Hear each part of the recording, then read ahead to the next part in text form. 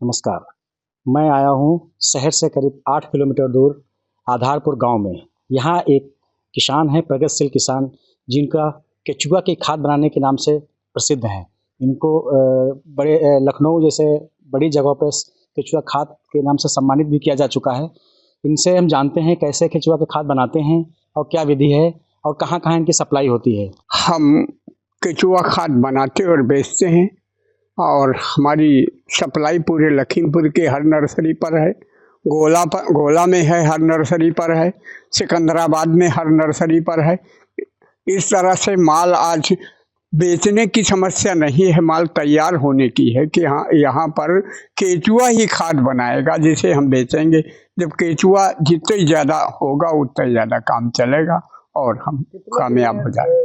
तैयार हो जाती है ये करीब 100 दिन लग जाते हैं तैयार होने में। अगर केचुआ ज़्यादा है तो 90 दिन में भी तैयार हो जाएगा। इसको कैसे प्रोसेस क्या है इसका बनाने का है पूरे गड्ढा एक साथ 8 दिन की ठंडी की हुई गोबर, यानी ठंडा किया हुआ गोबर 8 दिन पुराना इसमें लगता है और उसको हम ठंडा कर लेते हैं, फिर एक साथ पूरा भर लेते हैं और पूरा भरने के बाद फिर ऊपर से केचुआ छोड़ दिए जाते हैं। फिर केचुआ अपना काम। सामान्य खाद के मुकाबले इसकी कितनी क्षमता रहती है? 9 गुने पावर में यह है, गोबर की खाद से 9 गुने।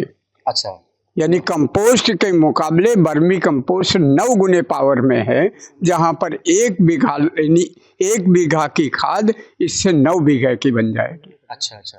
जैसे 1 बीघा में अगर हमको खाद डालनी है तो लगभग कितनी जरूरत पड़ेगी इसकी?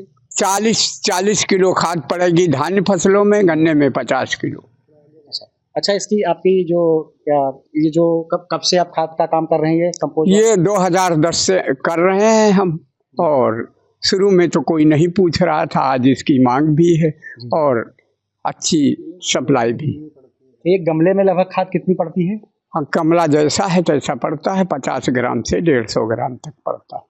अच्छा, ये जैसे लोगों ने, जैसे हमने कृषि विभाग से जानकारी की तो विभाग ने बताया है कि एक प्रगतिशील किसान राम नरेश जी हैं जो केवल वही खाद बनाते हैं जिले में, इसके अलावा कोई नहीं है। तो क्या बात सही है?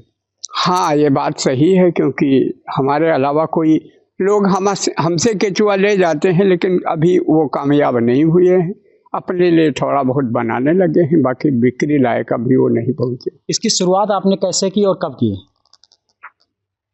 ये शुरुआत तो हर योजना की कोई ना कोई शुरुआत होती है। सन 2010 में एक योजना आई थी, केचुआ पालन का प्रचार सरकारी तंत्र द्वारा किया जा रहा था। कृषि विभाग इसका प्रचार कर रहा था, उसी में हम भी प्रचार में गए और उनके ये कार्यक्रम मेरी समझ में आया, क्योंकि हमें लगा कि अंग्रेजी खादों के मुकाबले, रासायनिक खादों के मुकाबले ये खाद अच्छा तोड़ होगी, इसलिए हमने इसका काम शुरू कर दिया आज। अच्छा, क्या अन्य किसान भी ये केचुआ खाद बना सकते हैं आसानी से? हर किसान आसानी से बना सकता है। वो कुछ किसान हमसे खरीद कर डालने लगे हैं। अगर डालने लगे हैं, लगातार जो खरीद रहे हैं वो लगातार खरीद रहे हैं। अगर असर नहीं होता तो हमसे लगातार क्यों लेते भाई? इसका अच्छा असर हो रहा है। जैसा कि हम सभी लोग जानते हैं कि हमारी जो मृदा है उसमें लगातार जो है रासायनिक उर्वरक पड़ने से उसकी उर्वरा शक्ति जो है भी कम हो रही है। तो इस हमारे जनपद में जो हमारे किसान हैं राम नरेश जी, जो पिपरा करमचंद के रहने वाले हैं, उन्होंने बर्मी कंपोस्टिंग के माध्यम से न केवल अपनी खेती को सुधारा है बल्कि उसको विक्रय करके आमदनी कर रहे हैं। तो ये बहुत ही सुगम और बहुत ही अच्छी प्रैक्टिस है। इसमें जो है बर्मी कंपोस्ट है, एक तो हमारी मृदा की उर्वरा शक्ति भी बढ़ती है, दूसरा जो है जो रासायनिक खादों पर निर्भरता है वो कम होती है और इसको विक्रय करने से आमदनी भी बढ़ती है। तो हमारा सभी किसान भाइयों से अनुरोध है कि रासायनिक खादों के साथ साथ बर्मी कंपोस्टिंग की जो खाद है वो भी अपने खेतों में उपयोग करें, अपनी आमदनी को साथ ही उसको विक्रय करके भी अपनी आमदनी को बढ़ावा दें।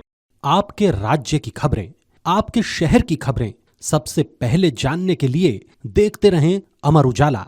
चैनल को सब्सक्राइब जरूर कर लें और पाएं हर अपडेट।